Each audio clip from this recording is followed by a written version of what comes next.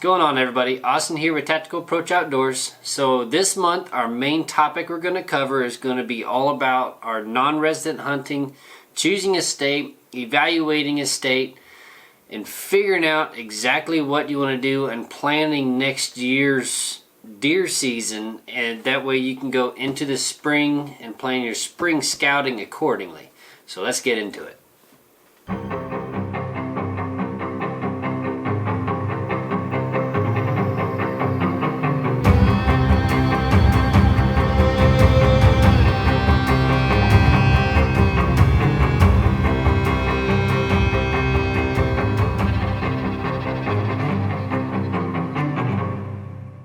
Alright, so let's talk about actually choosing a state. For me personally, I've got three main criteria that I look into when choosing a tag. I've got cost of tag.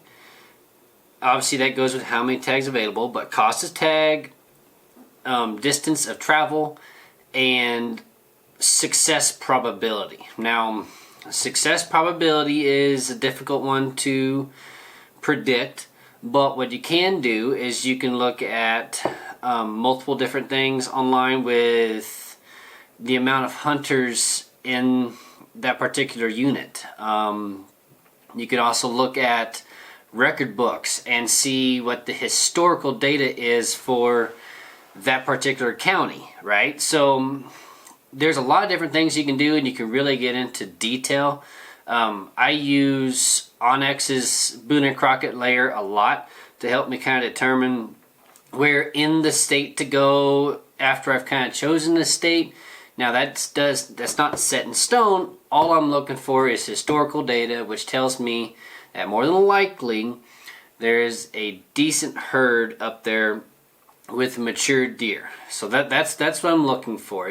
That's just gives me a general area to start, and but it's not foolproof, because there's obviously places you can find big deer at that aren't those big deer counties. So that's just a start. There's also different places you can find, depending on the state, on how well their records are handed out as to how many hunters typically per county and per unit. The draw units, obviously those are going to be a lot more available, so you can see exactly what the quota is and how many hunters are actually there. So that kind of gives you an idea for predicting your success probability, right? And that's not a foolproof, that's just trying to get a start.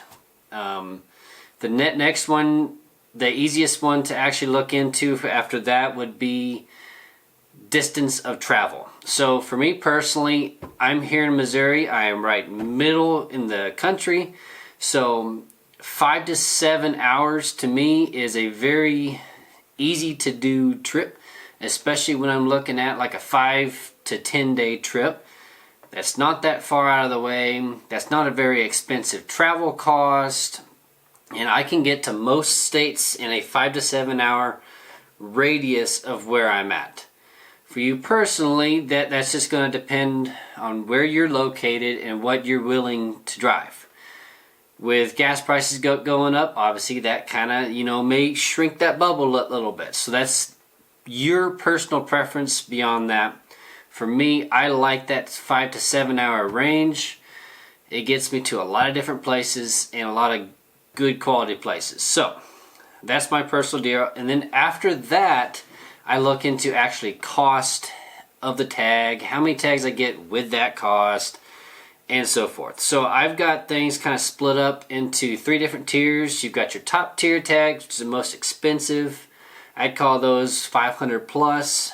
The mid-tier tags be $300 to $500, and the bottom tier tags being $100 to $300. Now, I didn't go through and name all the states. I'm just throwing some of the main states here in the Midwest out as examples here that I've personally done research into myself. So, top tier states, obviously, I would consider as Iowa and Kansas. They really like their deer tags, and they're not easy to get, and they're very expensive.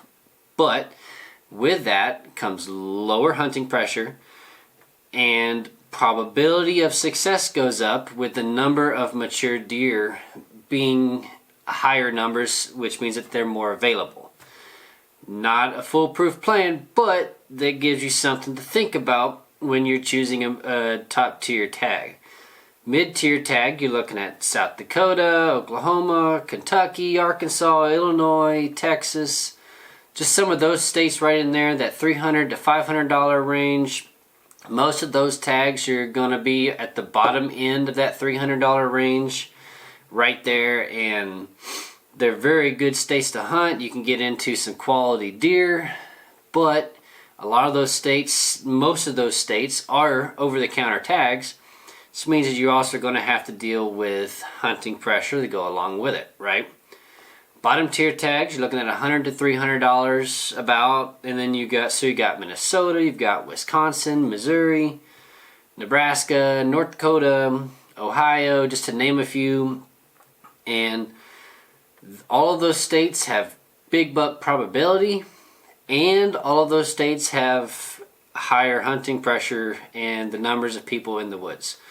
So those are things just to consider when you're looking into actually choosing a state. Those are my top 3 criteria, and for me, I am willing to maybe pay a little bit more money for a higher success rate and higher probability of coming home with a mature deer that I'm actually up there after. It might not be that 150 to 170 range, but if it gives me a better opportunity to shoot that 130 to 140 in a 5 to 10 day trip versus making 2 or 3 plus trips up there to try to make it happen, then I would be willing to spend a little extra money on a little more expensive tag to up my probability of success. So those are some of my criteria for choosing an out-of-state hunt. Thanks for watching, guys. I hope that gives you a few ideas that you can go and use this January when it's cold and snowy and nasty before scouting really starts, to maybe figure out an idea of where you want to go next year and start doing the research into it.